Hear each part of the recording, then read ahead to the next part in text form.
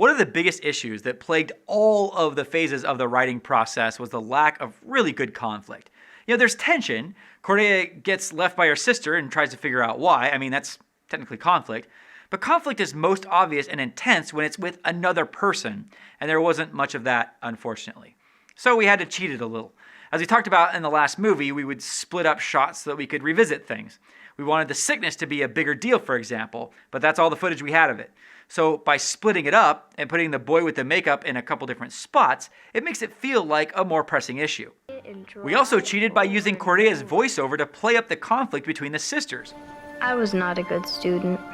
We did have another shot of Cordelia having a stronger reaction to drawing the assurance. But I just drew it! Which was a very clear rejecting of the call beat.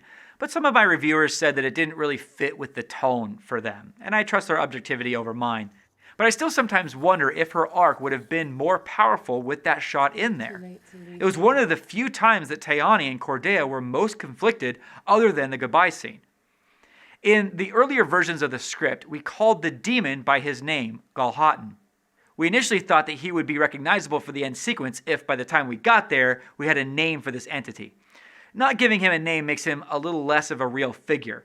But then we realize that this is coming from Cordelia's point of view. She's doubtful about this whole thing, about the gods' ability to save them, about the assurance, about what people say about this villainous creature, and about the rumors of his creating the disease of their people. So talking about this fallen god actually gives us a chance to not only learn some exposition, but also a little character development as we hear Cordelia question all this stuff. I did not share her faith. A great evil has come to this world. They say it is a god that has rebelled and fallen. When she uses verbiage like they say or some believe, the subtext is that she doesn't really believe it. Also, in earlier versions of the rewrite, we saved the stuff about Galhatan and the sickness until the end of the film. But we decided to bring it in towards the beginning of the film to set the tone and help the audience realize just how dire the situation is for their whole world. There are some acting things that I think might have helped add conflict that we'll look at in the training series on acting.